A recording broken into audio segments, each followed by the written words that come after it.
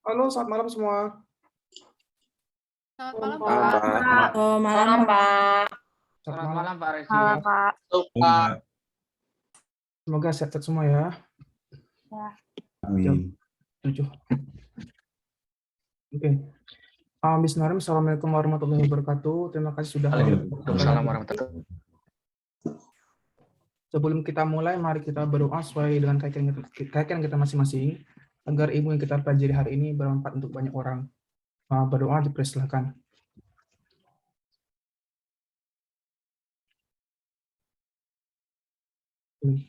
Berdoa tidak pernah selesai. Oke, saya sudah baca esai untuk kelas C211 sama kelas E121. Ada beberapa hal-hal yang menarik gitu topik-topiknya. Ada sedikit feedback dari saya, mungkin dari kebanyakan saudara dan saudari sudah mempunyai konseptual yang cukup baik gitu untuk beberapa permasalahan. Tapi kekurangannya adalah ketika ada masalah tapi belum banyak yang terlalu paham dengan beberapa teknik pengujian data gitu. Nah, jadi masih banyak yang berinisiasi kalau ada masalah ini saya menggunakan deskriptif Pak gitu. Tapi ada juga beberapa yang mention regresi dan big data atau data mining gitu. Nah, untuk mahasiswa yang sudah berpikir ke arah sana, saya ucapkan selamat, berarti saudara-saudari step ahead gitu dibandingkan student-student yang lain. Jadi untuk mengejar ketertinggalan, silakan memperbanyak literasi tentang penerapan dari permasalahan data itu di data mining atau data science. Jadi saya share screen.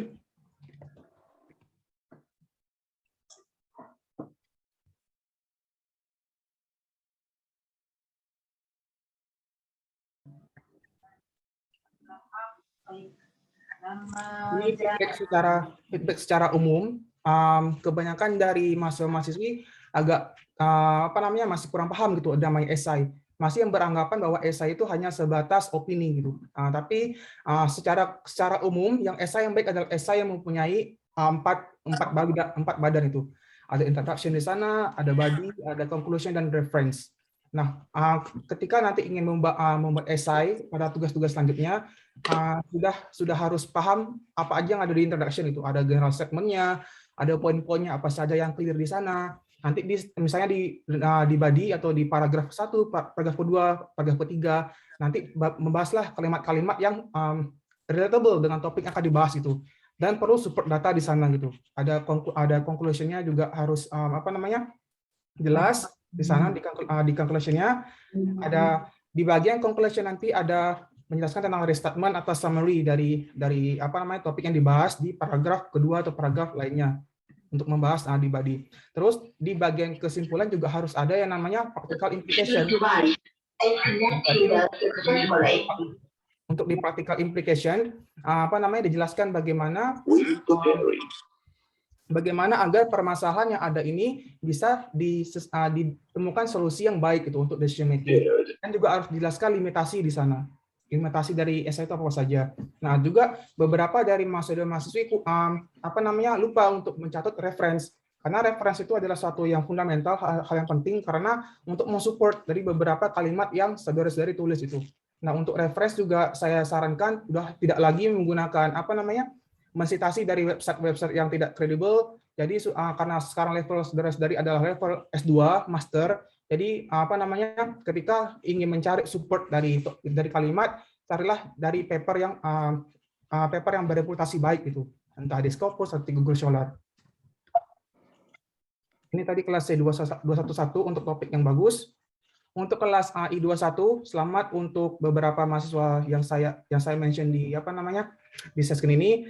Ada Mas Aji Lesmana, dia ngebahas tentang esai kontribusi dalam era big data. Untuk feedback untuk Mas Aji, nanti kedepannya ketika membuat esai, gunakan judul esai yang lebih sesuai ya. Karena kalau judul-judul kayak gini agak kurang menarik engagement untuk dibaca gitu. Terus selamat juga untuk Mbak Sisilia Cornel Putri, sama feedbacknya untuk Mas Aji. Secara umum cukup bagus itu. Apa yang mau diulik dari peran kita di dalam big data. Terus selamat juga untuk Mbak Debrina Ayu Virgoyanti, saya cukup menarik membahas big data di logistik industri. Terus ada Mbak Arisa Putri Andini membahas tentang peran big data dalam strategi pemasaran produk telekomunikasi. Ada Mbak Cecilia Kusnadi membahas tentang big data, bagaimana experience-nya, expectation-nya, extensibility-nya. Ada Mbak Dewi Anita, peranan big data bagi perkembangan bisnis, dan Mas Muhammad Fadil untuk membahas tentang internal digitizations in B2B business di Telkom Indonesia. Nah, sebenarnya esai yang saya ekspektasi adalah bukan esai-esai yang kompleks itu. Bisa apa namanya esai juga bisa menjelaskan apa sih masalah yang ada di sekitar gitu. Nggak harus juga yang kompleks harus menerapkan ini dan itu. Asalkan jelas arahnya mau dibahas kemana gitu. Jadi untuk kelas I21 selamat untuk dua topik terbaik untuk Mas Muhammad Fadil dan Mbak Sisila Kusnadi. Mas Fadil membahas tentang B2B bisnis, ini cukup menarik ya. Dan untuk struktur esainya mudah dimengerti gitu, arahnya mau dibawa kemana. Sama dengan juga yang dibikin oleh Mbak Sisila Kusnadi, dia walaupun belum banyak paham tentang big data, tapi dia menjelaskan dengan secara baik gitu, experience-nya bagaimana, ekspektasinya mau dilakukan sebagaimana, dan ekstensibilitasnya akan dibawa kemana. Nah, jadi yang saya jelaskan tadi, esai yang baik nggak harus tentang esai yang kompleks, tapi yang paling penting menjelaskan arah dengan sesuai gitu, flow-nya enak untuk dipahami orang lain, begitu. Terima kasih, Pak. Oke, untuk topik hari ini sebenarnya cukup simpel ya untuk week kedua karena hanya membahas tentang hipotesis dan p-value. Oke, karena level sebenarnya dari sekarang adalah level S2, jadi saya menganggap bahwa kalian sudah tidak pusing lagi yang namanya tipe-tipe data gitu. Tipe data kan ada nominal, ordinal, interval, ratio. Saya anggap poin ini sudah clear.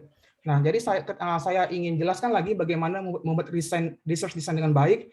Yang pertama adalah ketika ingin membuat penelitian, yang paling penting adalah topik-topik yang kalian sukai gitu. Jangan mencari-cari topik yang tidak kalian sukai. Jadi ada beberapa pengalaman, misalnya saya membimbing mahasiswa, dia tidak tahu apa yang mau dibuat. Ketika saya memberikan suatu topik ke dia, khawatirnya adalah itu tidak dia suka. Nah, itu mungkin akan memperlambat kinerjanya untuk menyelesaikan itu. Jadi walaupun berangkat dari hal-hal yang sederhana, penelitian itu yang penting adalah itu yang mau kita cari solusinya apa dari masalah itu. Yang penting adalah yang disukai. Yang kedua, ketika kita sudah tahu apa topik kita sudah tahu apa yang mau kita kerjakan, kita sudah bisa mendesain data-datanya seperti apa gitu, tipenya datanya seperti apa.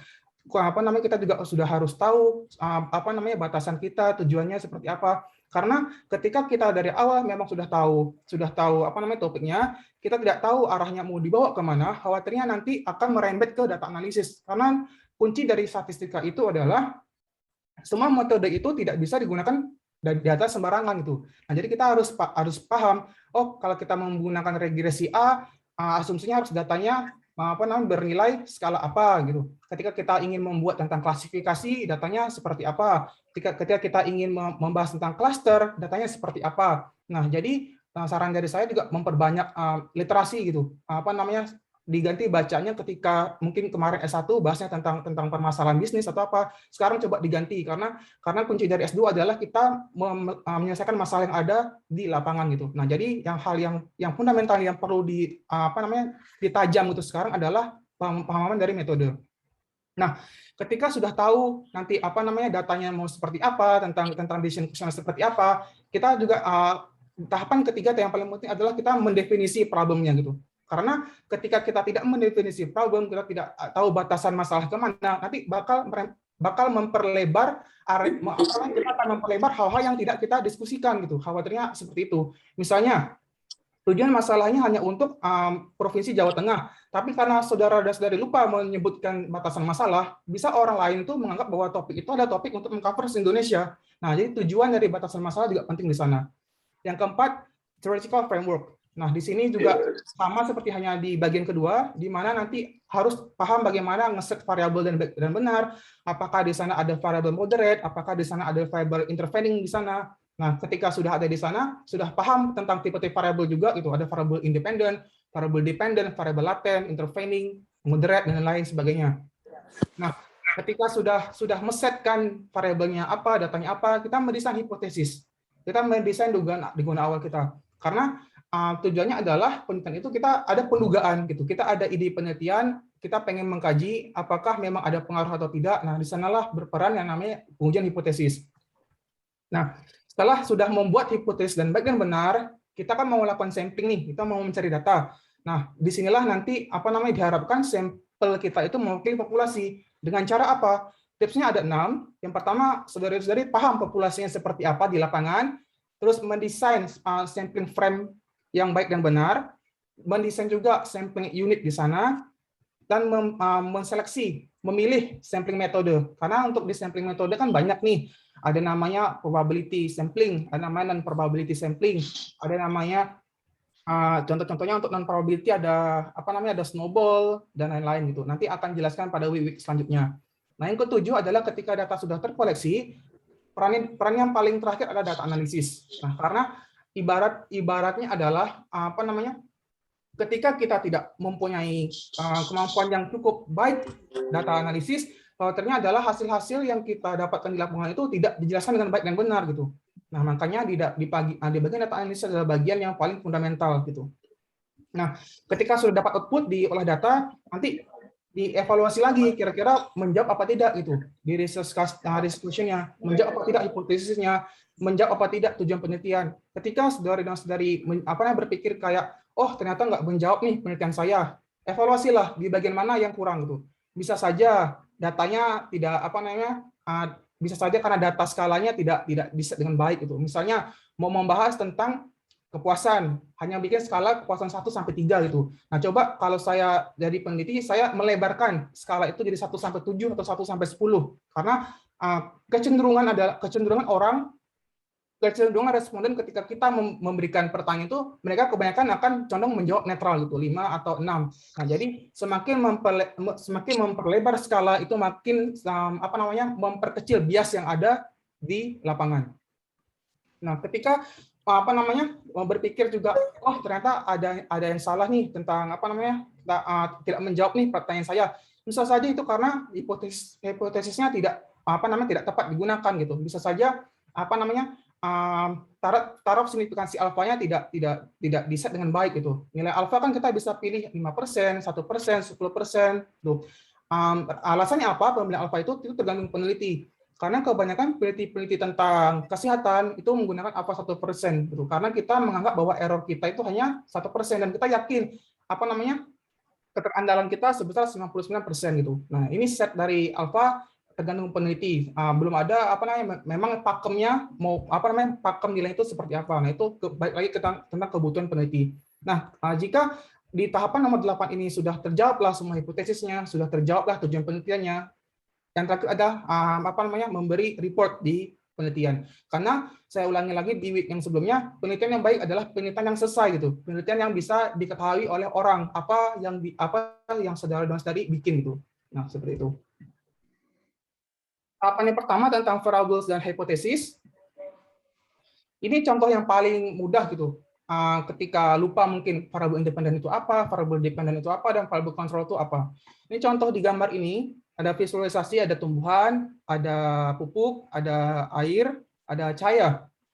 Nah, variabel independen ketika seorang misalnya petani ingin melihat apakah ada hubungan, ada dampak pertumbuhan tanaman gitu terhadap misalnya kadar pupuk, atau apakah pengaruh dari curah hujan atau pengaruh dari intensitas cahaya pada variabel climate. Nah, itu bisa kita set variabelnya gitu. Kita bisa set independennya apa, dependennya apa, dan kontrolnya apa. Nah, untuk variabel independen adalah faktor yang bagaimana mempengaruhi dari pertumbuhan tanaman. Sementara variabel dependen di sini adalah variabel yang kita ukur gitu. Jadi yang kita ukur ada size pertambahan dari pertumbuhan di tanaman tersebut. Dan variabel kontrolnya adalah variabel pupuk, karena kita ingin mengukur pupuk di sini. Maksudnya adalah bagaimana dosisnya ketika kita mengasih dosis 2 pupuk, 4 pupuk di sana, 6 pupuk di sana, apakah ada pengaruh untuk pertumbuhan tanaman apa tidak. Nanti ini ada contoh paling sederhana. Nah, ini sudah saya jelaskan tadi. Di contoh ini bisa dijelaskan bahwa namanya independent variable itu banyaknya pupuk, dependent variable adalah pertumbuhan tanaman, dan variable kontrol di sini bisa dari water, ada cahaya matahari, ada size spotnya mungkin, dan tipe tanaman. Tipe tanaman di sini mungkin balik lagi ke bioinformaticsnya gitu, ke genetiknya. Misalnya tanaman ini memang tanaman yang sesuai untuk ditanaman dengan kondisi yang lembab atau kondisi lingkungan yang kering. Nah, kan soalnya tanaman-tanaman kan berbeda untuk cara dia tumbuh dan survive di lingkungan, di alam. Nah, ini contoh dari intervening variable. Intervening variable salah satu pembahasan yang banyak dibahas ketika kita menganalisis apakah ada variabel ketiga di variabel, maksudnya adalah variabel penjelas di antara variabel dependent sama variabel independent. Contohnya adalah kita pengen melihat nih, apakah ada hubungan antara depresi dan stres. Nah, kita bisa mesetkan untuk variabel intervening di sana, variabel moderate di sana, misalnya social support itu. Jadi kita bisa membahas, oh ternyata orang itu bisa orang itu stres dan akan berakhir depresi mungkin karena tidak mempunyai support yang baik di sosial, atau mungkin disetkan, atau mungkin pendapatannya kurang, atau mungkin dia tidak puas dengan suatu pekerjaan. Nah, itu bisa disetkan sebagai variabel intervening di sana. Jadi nanti bisa diukur bagaimana hubungan stres terhadap depresi, hubungan depresi terhadap social support, dan hubungan social support terhadap stres. Jadi variabel intervening adalah variabel menjelaskan saja gitu, lebih detail bagaimana hubungan antara variabel independen dengan variabel dependent. Nah, selanjutnya adalah tentang hipotesis. Ketika kita mendesain penelitian, kadang ada penelitian yang ingin bertujuan bahwa hipotesis awalnya diterima atau ditolak itu. Itu tergantung nanti bagaimana peletakan kalimat di hipotesis gitu. Nah, banyak pertanyaan yang datang, yang bertanya juga ketika saya menjadi konsultan olah data, mereka menanyakan, Pak, bagaimana yang membuat hipotesis yang benar-benar? Singkat dari saya adalah hipotesis yang benar-benar ada hipotesis yang berangkat dari ide, ada data di sana, kita tes dan kita verifikasi.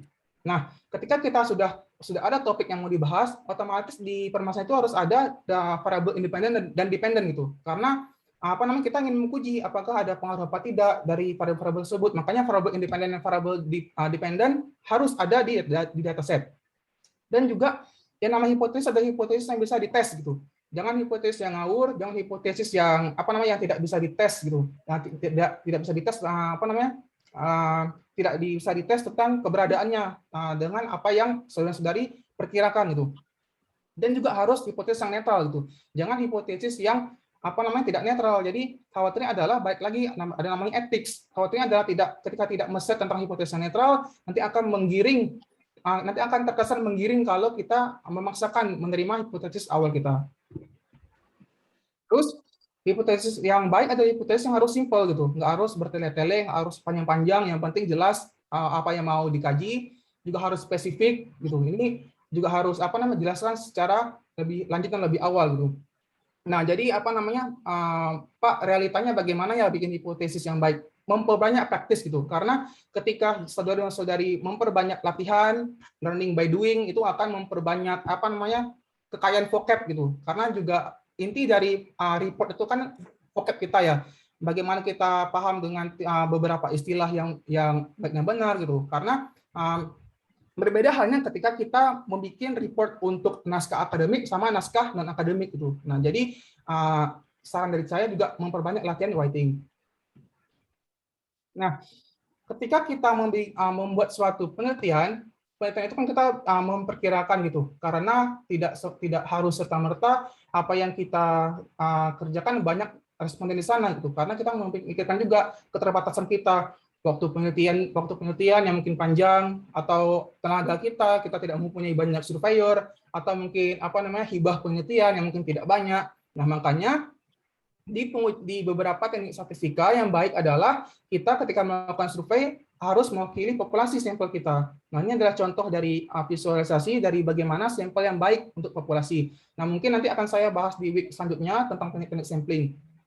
Itu karena intinya penelitian intinya dari penelitian itu adalah paling tidak apa yang kita responden yang kita punya itu mewakili populasi, walaupun sebenarnya tidak cukup banyak di sana itu. Nanti ada namanya ukuran di sampling namanya margin of error. Jadi seberapa besar error yang dihasilkan pada sampling.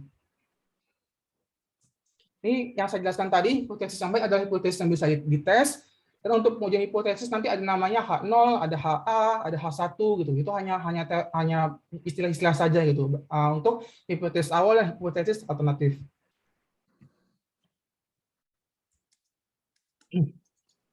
Ini definisi dari HA. HA biasanya ditulis sebagai hipotesis alternatif dan H0 adalah hipotesis awal kita. Nah, untuk membuat hipotesis itu ada 3 kriteria gitu. Kita ingin menggunakan one tail lower tail kah? Kita ingin menggunakan upper tail kah? Atau kita menggunakan two tail kah? Nah, perbedaannya apa, Pak? Perbedaannya adalah ketika kita ngesetkan pertanyaan kayak statement 1 itu misalnya lebih besar daripada statement kedua. Nah, itu kita bisa menggunakan one tail. Nah, misalnya kita ingin mendesain hipotesis, misalnya hipotesis dari awal adalah kurang dari sama dengan dugaan 1, itu kita menggunakan upper tail. Atau kita hanya ingin membahas tentang bagaimana apakah dampaknya sama apa tidak. Nah, kita bisa menggunakan two tail di sana. Nah, jadi perbedaannya adalah perbedaan ketika menggunakan segmen hipotesis. Nah, yang menarik adalah ketika mendesain hipotesis, kadang kita menerima apa yang salah atau kita menolak apa yang benar. Nah, itu hal-hal yang keliru juga gitu. Karena bisa jadi ini terjadi karena mungkin nilai alfa yang saudara-saudari bikin, saudari set tidak baik gitu. Itu bisa akan menyebabkan kesalahan penerimaan hipotesis. Nah, ini adalah matriks konfusi. Contohnya, ketika nilai hipotesis kita benar tapi kita tolak, itu dinamakan tentang kesalahan tipe 1 atau alfa. Ketika kita memiliki hipotesis yang salah tapi kita tolak, itu yang benar. Karena kan yang dugaan kita salah nih, kesimpulan juga menolak hipotesis, berarti itu hasil yang benar. Nah, balik lagi ketika kita mempunyai hipotesis yang benar dan kesimpulan diterima, berarti kesimpulannya tepat. Karena hipotesis kita benar dan kesimpulan kita benar. Nah, berbeda hanya ketika hipotesis kita salah dan malah diterima. Ini dinamakan kesalahan tipe 2 atau beta. Contohnya, di gambar ini ada gambar dokter yang mungkin melihat karena si pasien A ini seorang laki-laki mungkin berbadan besar atau wanita ini berbadan besar gitu. Nah, dia bilang si bapak ini hamil, si ibu ini tidak hamil. Nah, ini adalah contoh dari kesalahan hipotesis gitu, kesalahan tipe 1. Karena memang benar bapak tersebut memiliki badan besar tapi salah karena dia hamil. Sama dengan tipe 2 error, memang benar perut dari wanita tersebut adalah besar, tapi didapat kesimpulan dia tidak hamil. Nah, ini ada salah satu contoh yang paling sederhana. Nah, ini adalah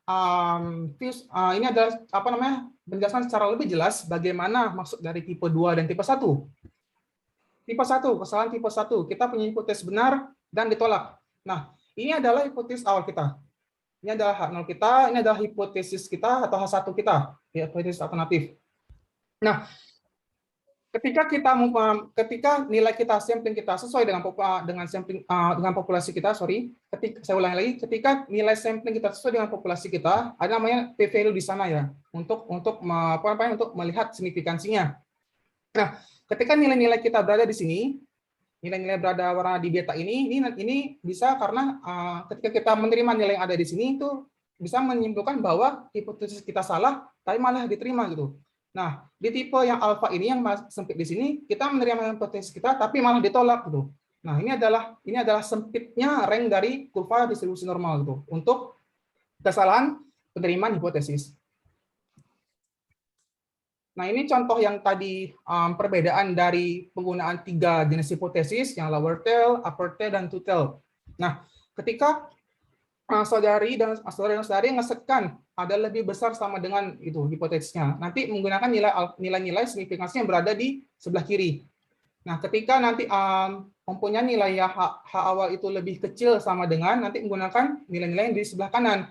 Nah, yang lebih mudah sebenarnya adalah yang two tail gitu, karena kita bisa menggunakan yang sebelah kiri dan sebelah kanan untuk nilai signifikansi.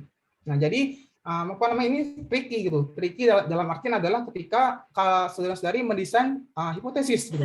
Jadi saya kasihin ketika nanti membuat hipotesis, mungkin kajilah hipotesis yang tidak menyusahkan saudara-saudari gitu. Nah, karena lebih banyak lebih mudah itu adalah yang two tail itu daripada yang lower tail atau upper tail, karena ini agak tricky ketika ngeset pernyataan seperti ini. Break sebentar 5 menit karena setelah ini akan membahas tentang p-value.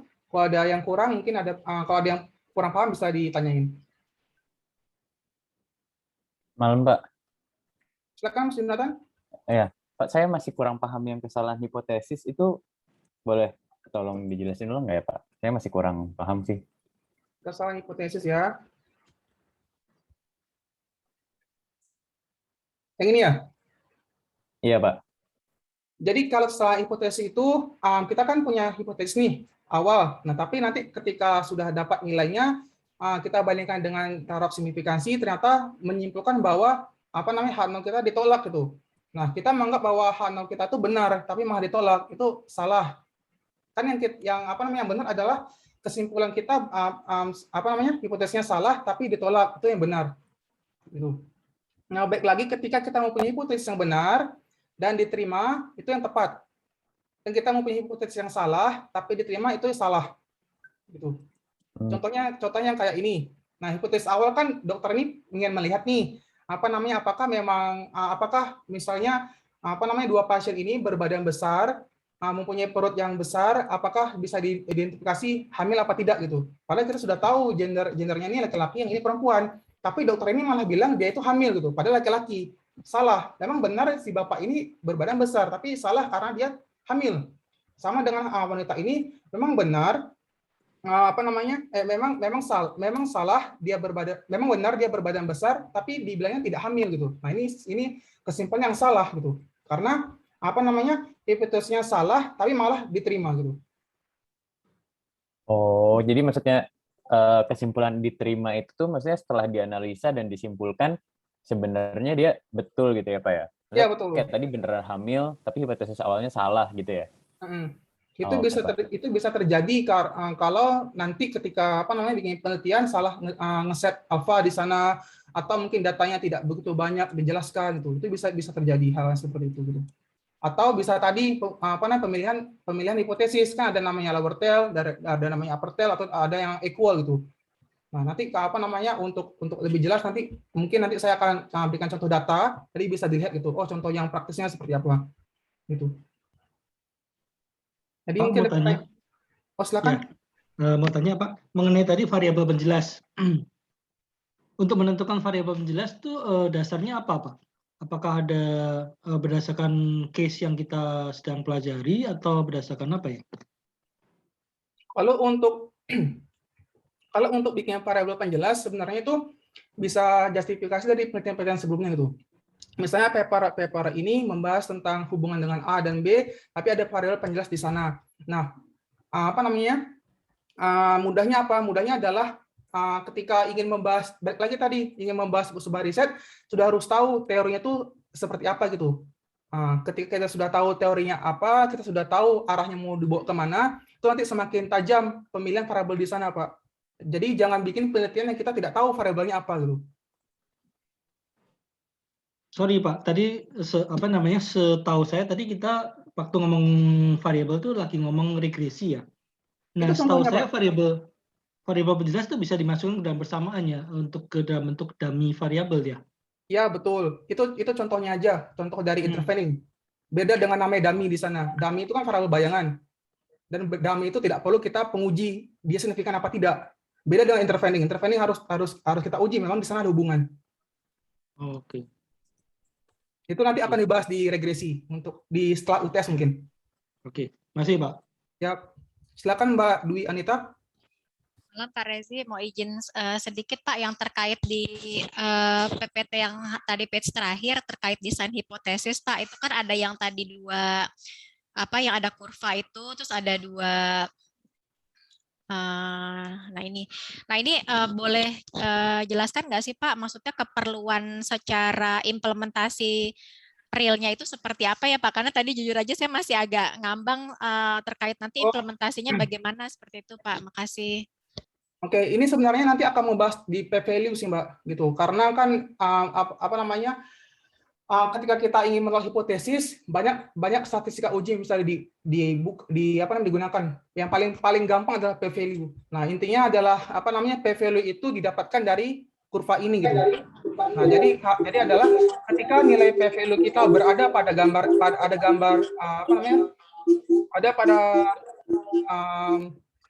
di kurva yang warna ini, di beta ini, itu bisa disimpulkan bahwa tipe 2 error gitu. Karena hipotesis kita salah, tapi malah kita terima gitu. Nah, ini nilai p-value kita berada di sini. Beda hanya misalnya kita mempunyai hipotesis kita benar tapi kita tolak. Nah, berarti nilai p-value kita berada di sini gitu. Jadi hipotesis p-value kita yang baik adalah p-value yang berada pada range di sini. Ini adalah nilai median kita. Gitu. Jadi semacam indikator ya Pak? Iya, Maksudnya seperti itu juga hanya ya? indikatornya saja, Mbak. Gitu. Hanya indikator untuk p-value kita berada di mana sih sebenarnya gitu. Nah, jadi kalau p-value kita berada di sini, berarti berkemungkinan bahwa kita itu menolak hipotesis kita itu malah diterima pada salah gitu. Nah, kalau di warna ini bisa saja karena hipotesis kita benar dan malah ditolak tuh. Ini hanya untuk keberadaan nilai p-value kita. Baik Nanti Pak, terima kasih Pak. saya jelaskan habis sesi ini. Karena di web ini hanya membahas tentang hipotesis sama p-value. Ini ada pertanyaan? Ada pertanyaan, kita break dulu 5 menit. Biar nafas dulu. Oke, break dulu ya.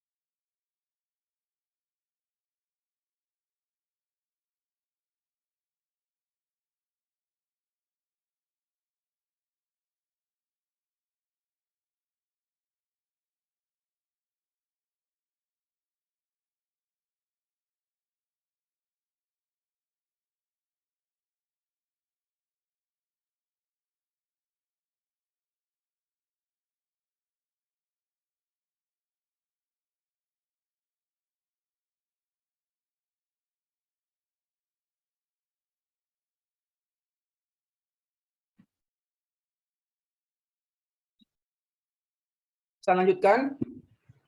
P-value. Ini definisi dari saya. P-value itu secara informal adalah probabilitas dalam suatu model statistik yang menyatakan bahwa suatu hasil uji statistik, misalnya uji beda rata, adalah sama atau lebih buruk dibandingkan hasil pengukuran. Nah, mudahnya apa, Pak? Mudahnya adalah inti dari statistik ini kan kita memberikan ketidakpastian. Kita memberikan kepastian di dalam kondisi ketidakpastian itu. Karena di statistik juga ada namanya error gitu. Nah, kita menekan nih error kita sekecil mungkin dan menghasilkan akurasi setinggi mungkin, nilai sensitivitas setinggi mungkin itu. Nah, jadi digunakanlah nilai p-value ini untuk benar-benar melihat benar-benar apa tidak ya hasilnya berbeda antara satu variabel dan variabel lainnya gitu. Makanya digunakan p-value untuk lebih mudahnya. Nah, tujuan dari statistik itu ada 3. Untuk deskriptif, membuat correlation, dan inferensial. Untuk deskriptif, mudahnya adalah untuk melakukan organizing, summarizing, dan describing data. Nah, untuk di tahapan deskriptif adalah tahapan-tahapan untuk kita ngejudge gitu, ngejudge awal, oh ternyata data kita ada outlier nih, oh data kita tidak homogen nih. Nah, makanya di tahapan-tahapan deskriptif ada tahapan-tahapan untuk melakukan evaluasi desain kita. Mungkin bisa saja kita dari awal mendesain data kita ini digunakan untuk metode ini. Ternyata data kita itu tidak bisa digunakan di sana. Nah, ini makanya di tahapan deskriptif lah untuk menyadarkan kita gitu. Kalau kita mungkin dari awal salah mendesain metode.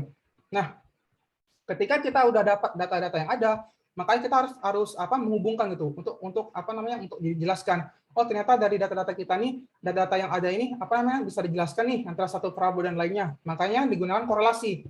Ada beberapa istilah menyebutkan korelasi doesn't mean kausalitas gitu. Jadi korelasi sebenarnya tidak menjelaskan hubungan sebab akibat, tapi hanya menjelaskan ukuran seberapa besar antara satu variabel dan variabel lainnya gitu.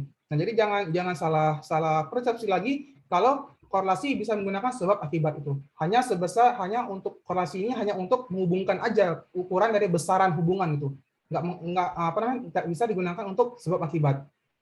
Nah, ketika sudah melakukan analisis korelasi, ketika sudah tahu hubungan antara variabel, makanya di tahapan selanjutnya adalah tahapan untuk membuat inferensial gitu. Nah, ini akan digunakan mungkin metode-metode yang lazim digunakan, misalnya ada regresi, ada cluster, ada teknik multivariate, misalnya menggunakan SEM, misalnya PLS kah, SEM likelihood kah, SEM apalah namanya itu. Nah, nanti itu tahapan-tahapan dari diferensial, tahapan-tahapan lebih lanjut gitu, lebih advance, lebih further saudara dan saudari melakukan analisis statistik itu. Nah, untuk p-value, P ini adalah definisi dari probability. Kita memberikan nilai angka yang ada di menolak hipotesis kita. Makanya P ini adalah nilai dan P ini dapat dikatakan probability. Dan p-value ini dapat dijadikan sebagai ukuran untuk menganalisis seberapa kuatkah kita menolak atau menerima hipotesis kita. Dan semakin kecil nilai p-value, maka semakin besar pula gitu, semakin pede juga, semakin besar juga keyakinan kita untuk menolak hipotesis awal kita gitu. Nah, ini adalah poin pertama. Poin pertama adalah p-value hanya menunjukkan sejauh mana inkompatibilitas data yang ada dengan suatu modelisasi tertentu. Misalnya di dalam bikin penelitian ada ide penelitian, tunjangan pustaka, rangka teori, alur pikir penelitian dan rangka konsep. Nah, ketika kita sudah ada ide penelitian, kita bikin hipotesis. Nah, hipotesis terus kita uji dapatlah nilai p-value. Nah, p-value itu hanya membahas tentang seberapa ragu kita terhadap hipotesis kita di sana gitu. Nah, semakin kecil p-value, sepanjang asumsi yang digunakan untuk menghitung p-value dapat diterima. Maka semakin besar inkompatibilitas data yang ada dengan hipotesis nol. Maksudnya apa, Pak, tentang inkompatibilitas ini? Ini adalah interpretasi sebagai adanya keraguan terhadap nyatanya hipotesis nol, atau adanya bukti bahwa hipotesis nol kita latar belakangnya tidak sesuai gitu. Nah, jadi nilai p-value ini bisa digunakan sebagai judge untuk mengukur semakin pede kita menolak hipotesis awal kita gitu. Untuk poin yang kedua, p-value tidak mengukur probabilitas apakah sebuah hipotesis penelitian benar adanya, atau probabilitas data yang ada memang semata-mata berasal dari suatu keteracakan. Nah, yang kita anggap, yang kita ekspektasi adalah data-data kita adalah data yang ketika data di lapangan itu adalah data yang tidak teracak atau data-data yang homogen atau data-data yang heterogen. Nah, kita bisa jelaskan nilai p-value di sana. Apakah benar-benar memiliki karakteristik yang sama apa tidak? Apakah dia memang berasal dari populasi yang berbeda di sana? Nah, kita bisa mengukur nilai p-value gitu. Nah, poin yang pertama di sini adalah p-value bukan penyataan tentang kebenaran suatu hipotesis nol. P-value juga bukan penyataan tentang probabilitas keteracakan data yang dikumpulkan. P-value adalah penyataan tentang data dan berkaitannya dengan dugaan sementara tentang hubungan variabel dan bukan tentang hubungan variabel itu sendiri. Nah, jadi perlu dipahami lagi adalah p-value ini hanya dugaan sementara tentang hubungan variabel kita gitu. Misalnya kita ada variabel X1 dan X2. Nah, kita ingin menganalisis sebenarnya ada tidak ya perbedaan. Nah, p-value itu untuk menjelaskan tentang informasi itu, tapi dia tidak bisa menjelaskan tentang informasi di variabel itu sendiri gitu. Nah, jadi untuk menjelaskan bagaimana benar besaran tadi mungkin bisa menggunakan teknik statistik lain, korelasi misalnya gitu. Hanya untuk melakukan statement, oh ternyata nilai p-value kita signifikan nih, memang ada hubungan nih antara X1 dan X2. Tapi sebesar apa? Nah, bisa gunakan korelasi, misalnya korelasi 0,7 sampai 0,8 sampai 1. Itu namanya korelasi kuat.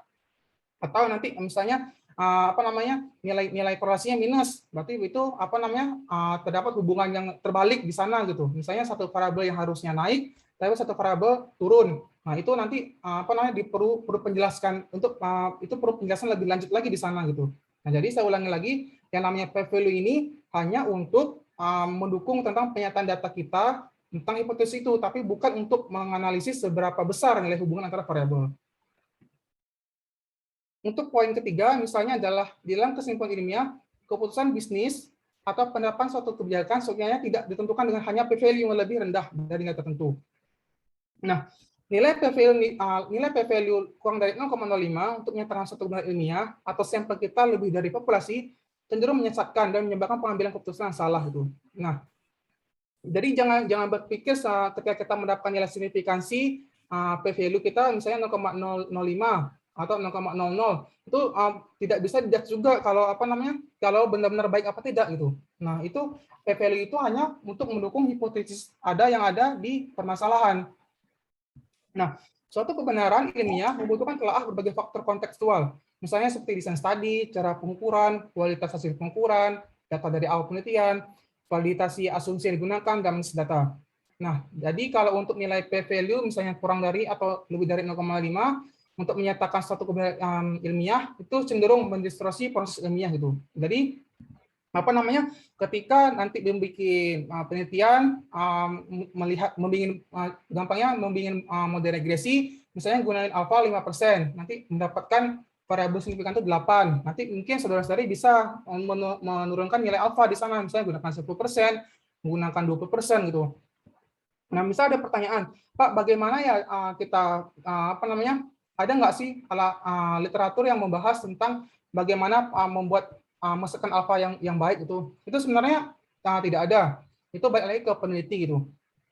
Nah, pengalaman saya ketika saya bikin riset tentang kesehatan yang membahas tentang obat gitu, tentang dosis obat, saya menggunakan alfa 1%. Kenapa? Karena apa namanya? Karena semakin sempit alfa itu semakin PD juga saya menolak hipotesis saya gitu, karena saya yakin sebesar 99% gitu keakuratan dari hipotesis. Nah, misalnya kalau saya membuat riset dengan teman-teman yang sosial humaniora, saya cukup bikin alfa 10% gitu. Karena kenapa?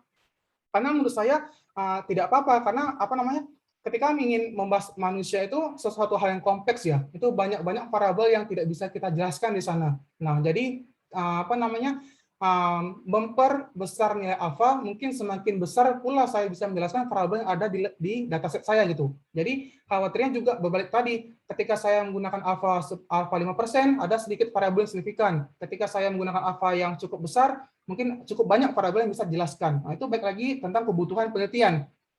Nah, baik lagi ke model-model statistik, kalau saya bisa share, model statistik yang baik adalah model-model yang parsimoni itu. Jadi kadang sekarang kan di era big data banyak yang membahas tentang NN, ada membahas tentang DNN, deep neural network di sana. Itu model-model black box itu nggak bisa dijelaskan. Nah, baiknya adalah model-model itu adalah model yang memang menghasilkan akurasi yang baik dan model yang bisa digunakan untuk interpretasi di sana gitu. Nah, jadi apa namanya? Ketika kita memang menghasilkan akurasi yang tinggi, tapi tidak ada informasi yang kita bisa jelaskan di sana, itu sama saja nothing gitu. Beda lagi tujuan penelitian. Tujuan penelitian saudara-saudari ingin membuat model yang baik gitu, ingin mempropose, model saya memberikan akurasi yang baik nih. Silakan kita menggunakan model-model deep learning di sana gitu. Nah, tapi kalau hanya untuk decision making, menurut hemat saya cukup gitu menggunakan model-model yang parsimoni gitu, model-model tradisional statistik, misalnya regresi sederhana kah, regresi panel kah gitu. Yang penting adalah semakin dalam menganalisis, semakin dalam menjelaskan variabel yang ada di sana gitu. Poin keempat, p-value dan analisis data tidak boleh dilakukan secara selektif. Melakukan berbagai analisis data dan hanya melakukan hasil uji statistik dengan nilai P kurang dari 0,5 sesungguhnya tidak bisa diinterpretasi sebagai suatu kebenaran ilmiah. Nah, ini adalah apa namanya statement ketika nanti membuat penelitian kita mempunyai nilai p-value itu dari 0,05. Sebenarnya itu nggak bisa dikatakan bahwa apa namanya kebenaran itu tidak bisa dijelaskan bahwa benar-benar instrumen penelitian Anda baik dan benar gitu. Tidak gitu. Baik lagi, p-value itu hanya ukuran untuk menolak hipotesis. Nah, saya banyak baca beberapa paper manajemen, paper economics, mungkin mereka membahas tentang fenomena yang ada dan pede sekali mengatakan bahwa hasil saya baik nih karena nilai p-value saya, nilai signifikan saya 0,0000 gitu. Itu tidak bisa dijelaskan kalau yang mereka lakukan adalah baik gitu. Tidak bisa, itu hanya untuk menjelaskan tentang hipotesisnya saja gitu. Nah, jadi saya anggap ketika nanti saudara-saudari membuat penelitian untuk tesis tidak lagi menjelaskan bahwa nilai p-value signifikansi 0,00 itu bisa dijadikan alasan kalau penelitian saudara-saudari itu valid, baik dan benar. Tidak, itu hanya untuk hipotesis saja. Nah, untuk poin kedua, hanya menyampaikan hasil uji statistik yang paralel dengan tujuan penelitian, disebut dengan data debugging, signification chasing, significance questing, selective inference, dan p-hacking. Pak, saya nggak ngerti maksudnya apa.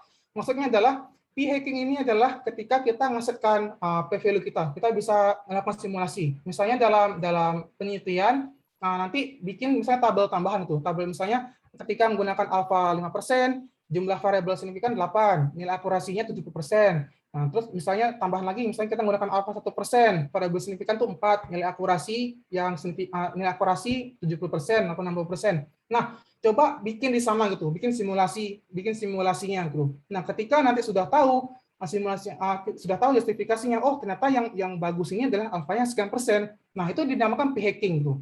Karena itu salah apa tidak ya Pak? Enggak, itu tidak salah. Ini baik lagi tentang kebutuhannya gitu. Baik lagi tentang tujuan penelitiannya. Mau seberapa kompleksnya membahas suatu masalah gitu. Kalau hanya untuk membahas tentang feature selection, maksudnya adalah untuk melakukan analisis dari 100 dataset yang ada, berapakah variabel yang signifikan. Nah, itu bisa tidak menggunakan p-hacking, kita bisa menggunakan apa sesuai kehendak kita gitu. Karena kita ingin melakukan eliminasi di sana.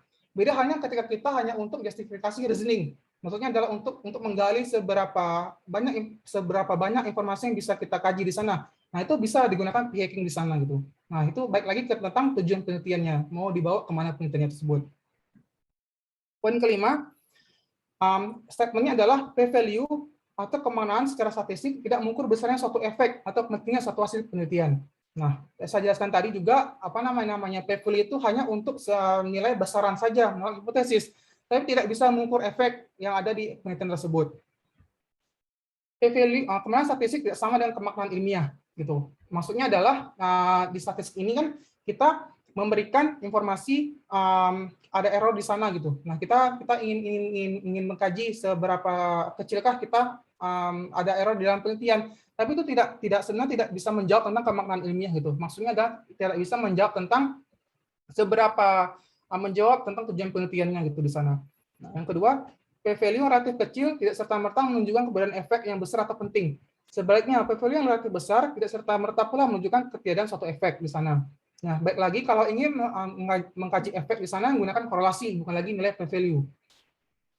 Yang ketiga, sekecil apapun suatu efek dapat menghasilkan p-value yang relatif kecil jika jumlah sampelnya besar dan hasil pengukurannya mempunyai presisi yang tinggi.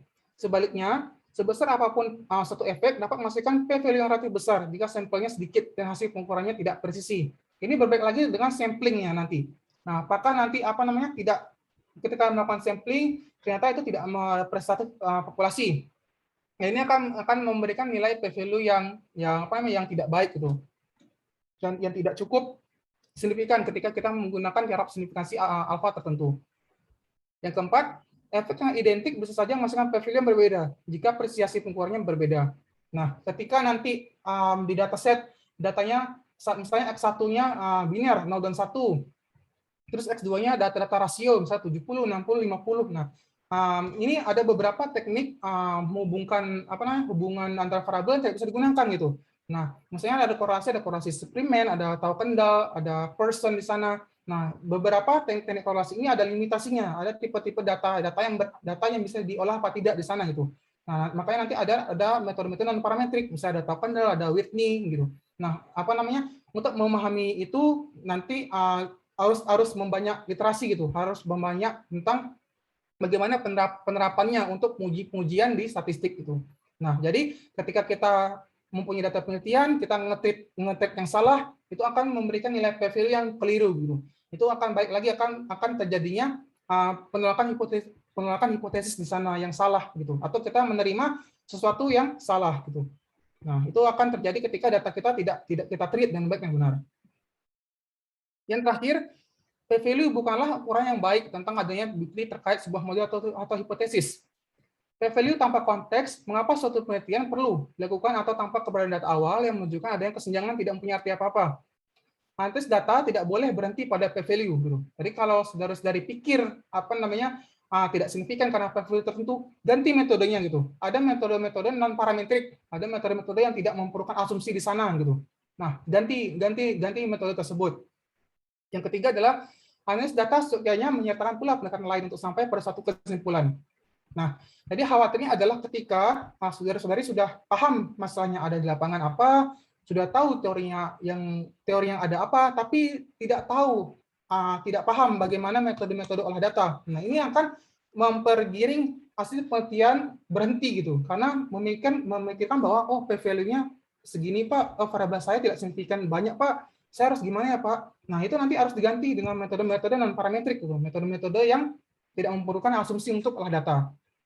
Nah, untuk lebih lengkapnya mungkin nanti di semester lainnya ada mata kuliah di data science, di MPKP atau business analytics. Nah, nanti akan dijelaskan lebih detail tentang bagaimana tools-tools di statistik itu untuk membangun regresi kah, untuk membangun cluster kah, untuk time series kah, atau untuk membangun klasifikasi.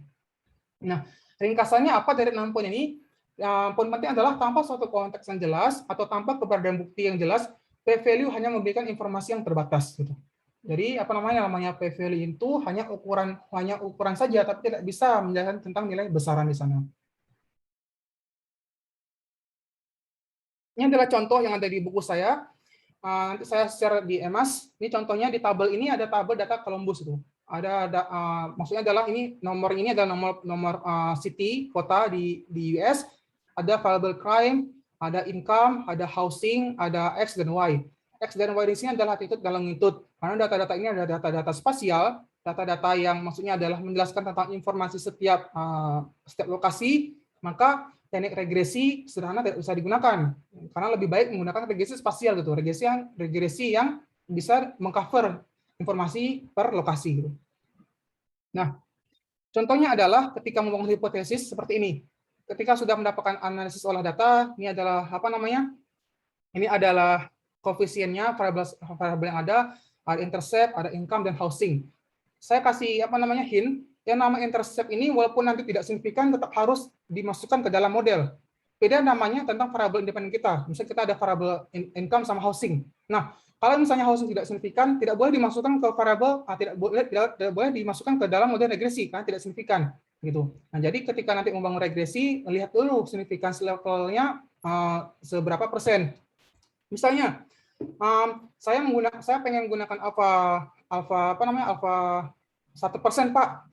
Kalian gunakan alpha 1%, berarti cuma satu aja variabel signifikan income gitu. Karena variabel housing tidak signifikan. Karena variabel housing ini hanya signifikan pada nilai alpha yang berbeda gitu. Nah, ini yang saya jelaskan tadi. Mau seberapa kompleks nanti model yang ada gitu.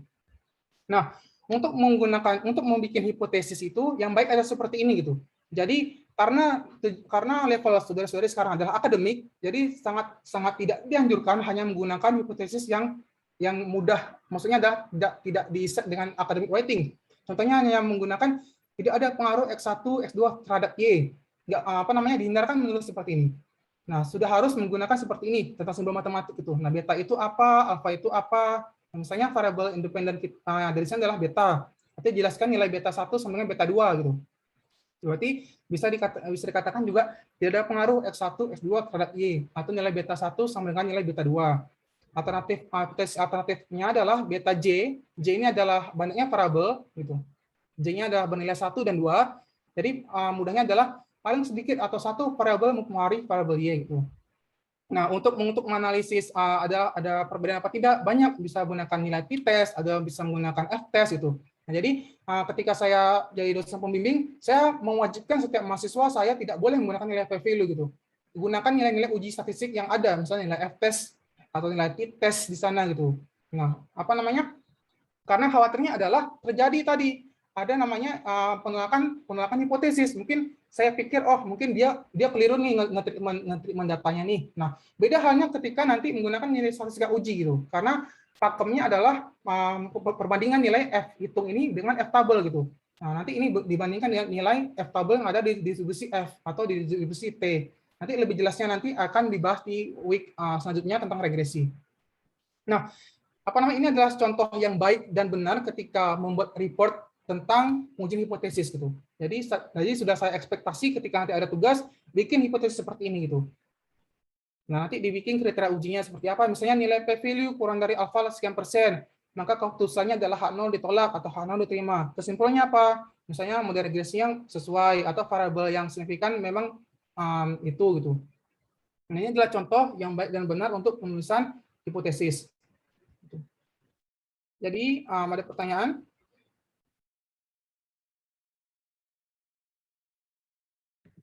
Pak, sorry Pak, saya boleh tanya nggak untuk ya slide sebelum ini? Silakan sebentar. Saya masih bingung juga nih Pak, untuk masalah hipotesis dan model regresi ini. Kira-kira mungkin ada contoh soal yang kita bisa... Ada tugas di sini. Saya jelaskan tugasnya aja langsung sebentar. Oke.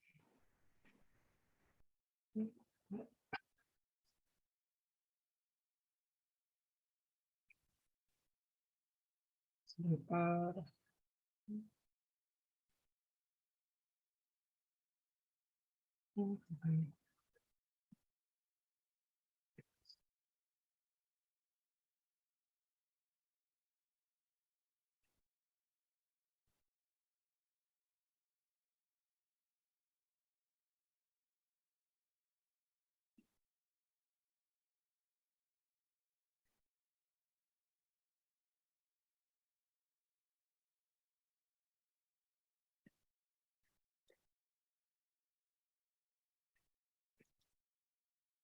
Oke, ini tugas week kedua.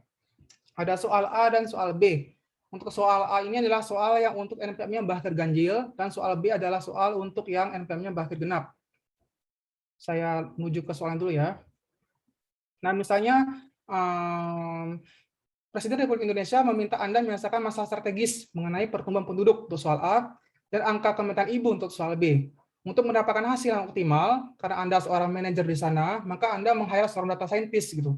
Menjadi seorang data scientist ini ada outputnya gitu. Jadi diharapkan paham bagaimana interpretasinya. Jadi soalnya adalah jelaskan secara detail, lengkap, dan mengenai informasi apa saja yang ada di output tersebut. Soal pertama, tipe variabelnya apa, terus nanti justifikasi informasinya apa di statistika deskriptifnya, membuat hipotesisnya yang saya jelaskan tadi contohnya, terus gunakan alfa 5%, mana variabel signifikan. Terus nomor kelima nanti ada petunjuknya, jadi bisa dilihat variabelnya nanti. Yang keenam adalah nanti dibikin esai 500 kata gitu. Ketika sudah mendapatkan misalnya variabel signifikan apa. Nah, nanti decision making-nya seperti apa gitu. Rekomendasi apa yang bisa saudari-saudari berikan kepada pemerintah gitu. Nanti harus dilakukan citasi referensi yang memadai. Tidak boleh lagi menggunakan referensi yang ada di website yang tidak kredibel. Ini contoh datasetnya. Di sini ada variabel Y di contoh soal A, ada variabel Y laju pertumbuhan penduduk di label 0 dan 1. 0 ini ketika laju penduduknya kurang dari 0. Dan LPP lebih dari 0 itu berarti laju penduduknya adalah 1 dikategorikan. X1 di sini adalah jumlah kelahiran tiap kabupaten kota di Jawa Tengah. X1. X2 adalah jumlah kematian tiap kabupaten kota di Jawa Tengah. X2. X3 adalah jumlah migran tiap kabupaten kota Jawa Tengah. Ini X3. Nah, nanti di sini di label 1 dan 0. Nanti di soal yang tadi jelaskan ini 0 ini maksudnya di X3 ini kategori data-data apa? Nominal kah, ordinal kah, interval kah, rasio kah gitu. Sama tentang X1, X2 gitu. Pokoknya variabel yang ada di sini jelaskan tipenya datanya masuk ke kategori mana. Terus nanti di sini ada output. Nah, di sini kan tadi sudah saya jelaskan tuh maksud dari bintang-bintang tadi di di slide di slide sebelumnya. Nanti bisa saudara-saudari praktikan lagi video ini, saya nggak bakal jelaskan lagi.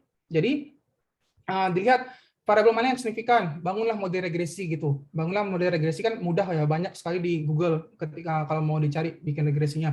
Nanti dilihat informasi yang ada di sini sesuai dengan sesuai dengan arahan soal yang sudah saya bikin tadi. Jadi ini visualisasi saja gitu. Misalnya menjawab yang tadi, misalnya variabel prediktornya ada nilai koordinatnya, misalnya 1, 2, 3 ini lokasinya apa. X1-nya itu sebesar apa? Nah, jelaskan. Misalnya nih, saya kasih jawabannya aja lah. Misalnya, oh ternyata kota ketiga nih yang berbeda karena nilainya kecil dibandingkan yang lain. Nah, contohnya kayak gitu. Sama halnya untuk variabel yang lain. Nanti kan bisa dibahas juga tuh. Ketika sudah dibangun regresi, bisa saja, Pak, ternyata dari Provinsi Jawa Tengah, Kendal nih, yang memiliki nilai terkecil untuk memiliki nilai berbeda untuk variabel X1. Kenapa ya kira-kira? Nah, nanti jelaskan lebih lanjut gitu. Nah, gitu. Jadi ini tidak ada jawaban benar dan salah. Saya hanya untuk melihat lagi seberapa dalam ketika saudari melihat selaku manajer gitu misalnya di pemerintah untuk membahas tentang topik-topik ini. Gitu.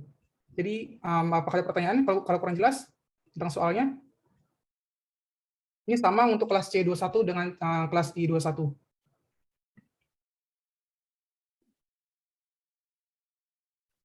Saya sudah upload Demas, nanti mungkin bisa dicek lagi di sana. Dikumpulkan maksimal hari Minggu jam 11 siang.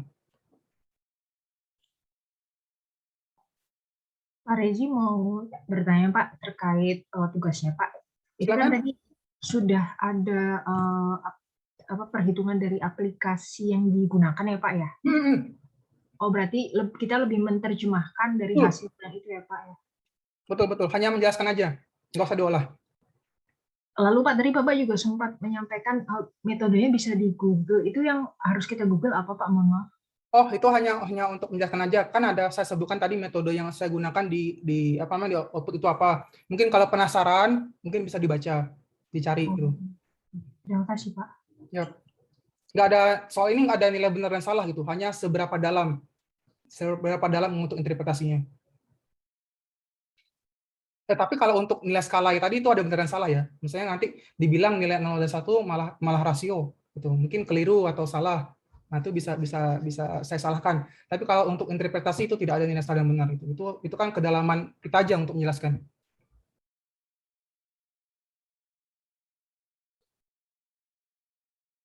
Ada pertanyaan? Kalau tidak ada pertanyaan saya tutup. Kalau untuk minggu depan kita tidak ada kuliah, jadi saya mungkin upload video aja di Emas, nanti bisa ditonton, apa namanya, bisa dicek gitu. Nanti untuk minggu keempat, kalau diganti pagi bisa apa enggak ya? Soalnya kan justifikasi saya mungkin karena kemalaman, soalnya saya ngajar di kelas C211, mereka malah lebih apa namanya, lebih tajam ketika menangkap materi. Saya pikir mungkin udah malam, mungkin yang lain pada kelelahan, mungkin apa namanya malah bikin pusing gitu. Nah, mungkin saya tanya lagi ke teman-teman kalau diganti ke pagi bagaimana gitu. Jadi digabungkan kelasnya di Imagine. Baik lagi sih kalau oke ya nggak masalah. Saya cuman mikir aja sih kemarin baca esai, loh kok banyak yang bagus di kelas I211 ya, apa saya jelasnya kurang di kelas I21 karena kemalaman. Gitu sih. Nggak masalah ya. Kalau nggak masalah berarti bisa kita lanjut lagi untuk malam di 2 minggu ke depan. Pagi jam berapa Pak Rezi? Pagi jam berapa sih itu?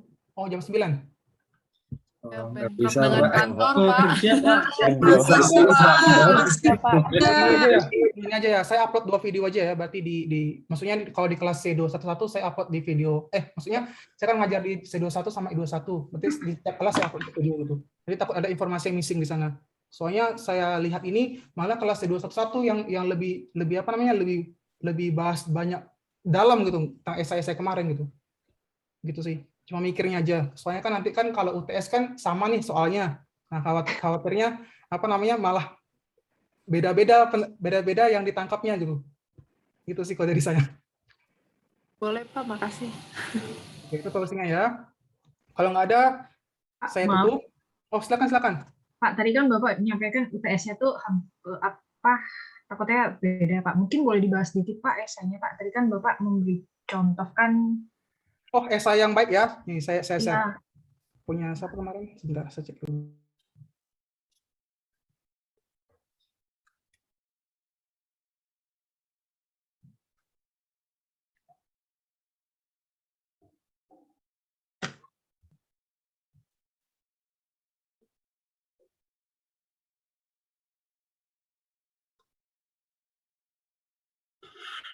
Sebentar ya, Ideal Fitransyah. Sebentar.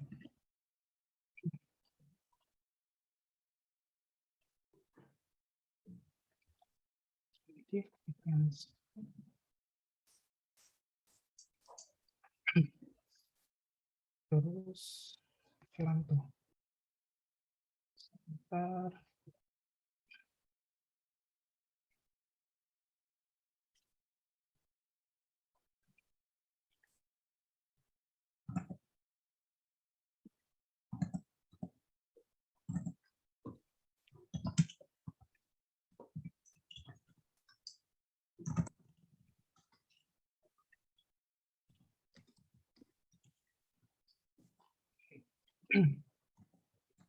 Oke. Ini contoh yang dibikin kelas berapa tuh? C211 punya Mas Firanto. Nah, ini contoh esainya. Jadi apa namanya SMB kan tadi saya jelaskan tuh ada poin-poinnya, misalnya introduction-nya seperti apa, alurnya seperti apa, terus referensinya gitu. Nah, jadi saya coba jelaskan dari awal. Ini kan setiap apa namanya setiap topiknya jelas nih dia bikinnya apa itu, dari masalahnya seperti apa, terus dia menyebutkan juga peraturan ada yang apa di sana. Nah, tapi yang salah di sini ketika melakukan kutipan gitu. Walaupun apa namanya untuk gaya mengutip itu tidak boleh lebih dari 25 karakter atau 30 karakter gitu. Nah, tapi kalau untuk karena kita mengutip dari peraturan undang-undang atau kita mengutip dari Al-Qur'an atau Alkitab, nah itu ada ketentuannya berapa banyak karakter di sana gitu. Nah, jadi sebenarnya yang seperti ini itu tidak boleh dibikin. Nah, sama halnya seperti ini. Nah, nanti yang saya ekspektasi adalah ketika membuat esai nanti jangan dibikin visualisasi yang baik itu, misalnya gambarnya apa. Nah, tapi tidak boleh memberi label kayak gini. Misalkan ini ada gambar nih, tapi dia memberikan atasan nih proses pemadanan PEPS, nggak boleh. Terus seperti ini. Gambar 1, proses pemadanan PEPS. Nah, cukup seperti ini. Nanti ini bisa dihapus. Masih crop. Nanti ini bisa dihapus ke sana. Nah, dijelaskan gambar 1 menjelaskan apa-apa. Kan enak untuk dibaca tuh. Nah, terus poin-poinnya apa-apa. Masalahnya apa-apa. Nah, ini juga masih keliru. Tapi overall nggak apa-apa lah, masih bisa dimaafkan. Nggak boleh mensitasi seperti ini ya. Ini sama aja Anda tidak bijak untuk melakukan sitasi. Berarti ini tidak boleh. Misalnya diganti. Diganti cara penulisannya. Kan dia bikin metode yang akan digunakan untuk menjawab permasalahan ada adalah metode penelitian kualitatif.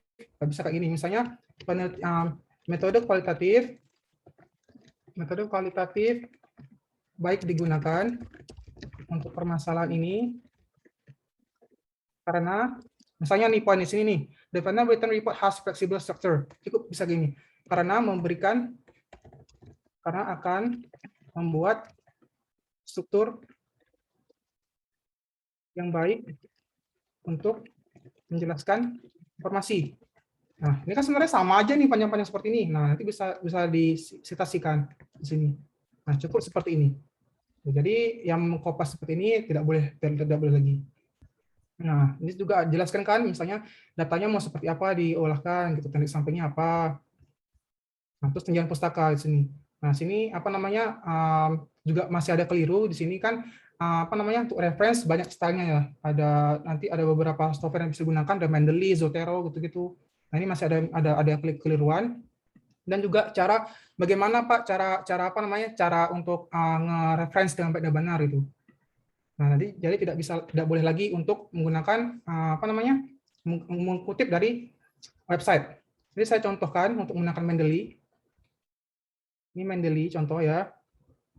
Nah, di Mendeley di sini mungkin beberapa dari teman-teman sudah familiar. Saya kasih sederhana aja. Ini gratis, bisa di-download. Nah, nanti ketika ada paper yang baru, contohnya ya, bisa di-add di sini, add files, ada folder, ada mau manual. Kalau manual, kalau udah tahu nih papernya apa, nah bisa add manual. Tapi kalau udah download paper di Google, bisa seperti ini. Add files, terus misalnya, mana ya? Misalnya ini, open. Nanti akan otomatis ada gitu. Misalnya tadi paper yang saya open itu adalah paper ini, berarti ada judulnya apa, autornya siapa, jurnalnya apa, tahunnya dari mana, tahunnya berapa, volume apa, isu apa, halaman berapa, tuh ada doa-nya, jadi nanti tinggal disitasikan. Saya tinggal copy, terus buka ke Word tadi.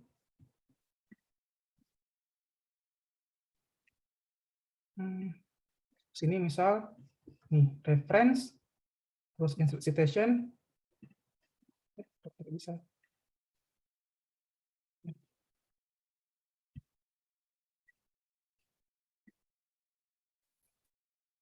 Oh, bisa di sini. Nanti bisa disitasi seperti tadi sebentar. Nah, misalnya ini nih. Misalnya paper ini tinggal di oke. Nanti muncul kan.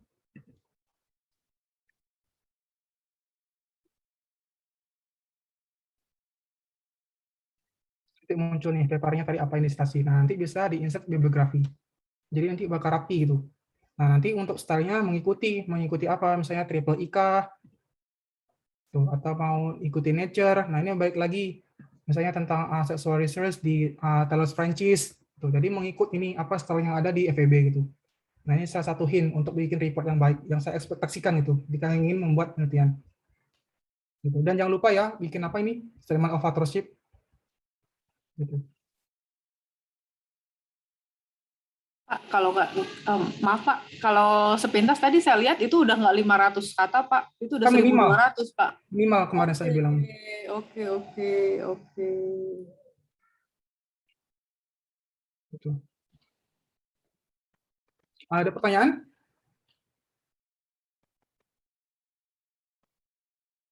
Kok pada tegang ya? Santai aja. Saya nggak ngasih nilai kok. Silakan Mas Fadil. Ya Pak, mau tanya. Berarti mulai sekarang kalau pakai referensi walaupun dari website yang kredibel pun sudah tidak disarankan ya Pak ya? Enggak sih. Soalnya kan Anda sekarang akademik ya. Disarankan membaca paper sih daripada website. Kita nggak tahu nih kredibel tidak itu mereka wartawan itu. Saya sih tidak, jujur saja. Pak, tolong tanya, Silakan. termasuk Pak, misalnya websitenya dari WHO, dari BPS juga nggak boleh Pak? Kita mensitasi referensi itu, mensitasi informasi kan, dan mereka kan ada namanya report Pak ya. Misalnya mereka bikin report anual, itu bisa disitasi. Tapi kalau hanya untuk kayak artikel yang ada di sana, dihindarkan lah gitu. Mungkin banyak lah paper-paper yang udah terkini. Kan ada jurnal open access sekarang yang mereka berbayar gitu. Nah itu kan misalnya terbit bisa 1 bulan dengan cepat tuh. Gitu. Jadi menggali lah banyak paper baru terbit. Gitu. Oke Pak, thank you. Siap. Nanya lagi Pak, tadi kan Bapak sampaikan jangan lupa diberi statement ya Pak ya, statement yang tidak plagiat, itu kan Pak? Ya itu template dari FEB sih, saya juga baru tahu itu tadi sebenarnya. Jadi ini juga pelajaran buat kedepannya gitu. Kalau nggak dikasih juga saya nggak tahu sama mereka. Oke Pak. Ya. Karena yang sebelumnya saya hanya mencentang yang pilihan dari esai submitted tugas Bapak kan ada pilihan. Oke. Nggak apa-apa. Ini nggak bakal saya nggak bakal saya penilaikan sih. Saya kan cuma melihat kedalamannya aja gitu. Kedalaman membahas topik gitu. Makanya tadi kan ada satu mahasiswi di kelas ini kan sebenarnya tidak menjelaskan banyak tentang big data itu sendiri, tapi dia detail nih. Jelaskan, oh Pak, saya kalau gini-gini ada masa ini saya mau membahas ini nih Pak, kedepannya gini Pak. Kan itu kan jelas itu alurnya gitu. Nggak harus kompleks sebenarnya. Yang penting bisa saya pahami alurnya gitu. Soalnya kebanyakan dari mahasiswa yang ada malah bertele-tele muter-muter jelasin kemana ke pendahuluan udah benar nih masalah ini, tapi ketika topik supportnya kok mau bahas yang lain gitu, muter-muter, jadi kan pusing membacanya gitu. Jadi kan intinya adalah esai itu kan yang kita pikirkan, kita tulis, orang paham apa tidak, intinya kan di situ.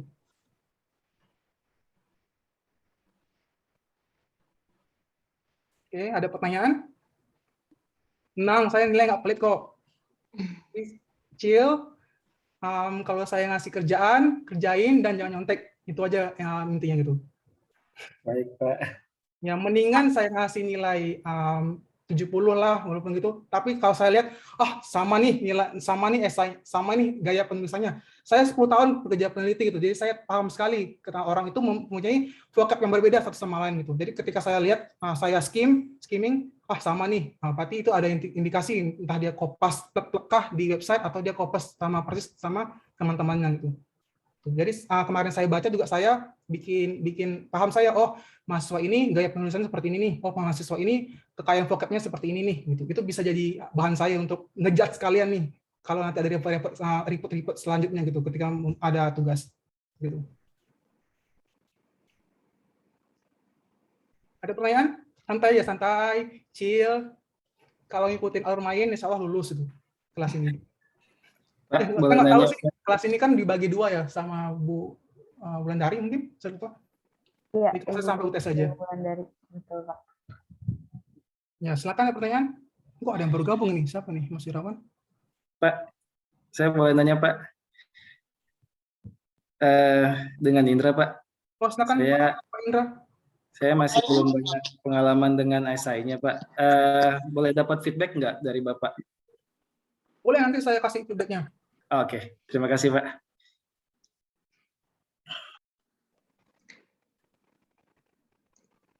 Pak, izin tanya Pak, tadi suaranya sempat putus. Jadi untuk yang kuliah minggu depan, itu maksudnya gimana Pak? Nggak ada kelas atau gimana? Karena COVID, karena sesuai dengan arah dekan, jadi kuliah itu nggak harus tatap muka seperti ini gitu. Tapi kalau bisa setiap weekend, setiap minggu ngajaran tuh. Tapi mungkin saya lebih memilih lihat dulu patternnya seperti apa gitu. Atau saya lebih baikkah ketika saya bikin video terus ditonton dengan teman-teman, atau interaksi seperti ini gitu. Nah ini kan saya masih coba-coba dulu nih. Kemarin kan udah 2 minggu nih kita bikin interaksi seperti ini. Jadi saya lihat kalau ada tugas lain gitu, seberapa nangkepkah poinnya gitu. Nah, nanti ketika saya udah tahu, oh ternyata lebih bagus seperti ini ya, kita teruskan seperti ini.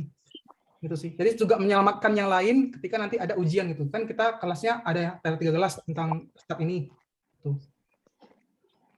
Itu sih yang penting paham apa namanya tujuan dari tulahnya untuk apa, tahu pola pikirnya ketika membangun hipotesis, dan ketika nanti ada soal-soal itu bisa dijawabkan. Itu sih intinya. Oke, Pak. Oke. Ada pertanyaan? Kalau ada pertanyaan saya tutup. Iya Pak, mau tanya aja. Silakan Pak Sisiria. Ya, tadi kan ada soalnya dan buat esainya, berarti 2 file yang berbeda tapi uploadnya barengan ya Pak di emas itu. Samaan uploadnya Mbak, satu folder. Satu. Oh iya, oke, satu file ya. Esai itu cuma rekomendasinya aja Mbak ya. Jadi kan tahu nih tadi variabel misalnya signifikan tuh tentang income gitu, tentang kriminal. Nah, nanti aduh kok saya kasih jawabannya. Nah, nanti bahaslah tentang itu, tentang apa namanya solusi yang bisa ditawarkan tuh apa gitu. Iya, oke. Siap. Nah, kesana aja. Soalnya kan ini kan kelas manajemen ya, kelas statistik. Beda lah kalau saya nge-treatment, kalau ini benar-benar kelas murni statistik itu. Tadi yang saya ekspektasi adalah paling tidak ketika join kelas ini tahu nih ada masalah ini, metodenya apa, dan interpretasinya seperti apa tuh udah cukup sebenarnya. Itu mungkin nanti di kelas business analitik, di kelas data science mungkin tuh akan lebih banyak, lebih ke konten statistiknya itu. Gitu. Baik Pak, terima kasih. Untuk absensinya udah ya Pak? Kenapa? Karena recording. Untuk absensinya? Oh udah. Oke. Ya Pak. Yuk. Kalau nggak ada saya tutup. Terima kasih sudah mengikuti kelas hari ini. Sehat semua. Kalau kurang saya mohon maaf. Saya juga hanya manusia biasa, juga nggak banyak belajar. Wabillahi taufiq wal hidayah. Assalamualaikum warahmatullahi wabarakatuh. Waalaikumsalam warahmatullahi wabarakatuh. Terima kasih Pak. Iya, jangan stres. Kasih. Mulai panas. Stres.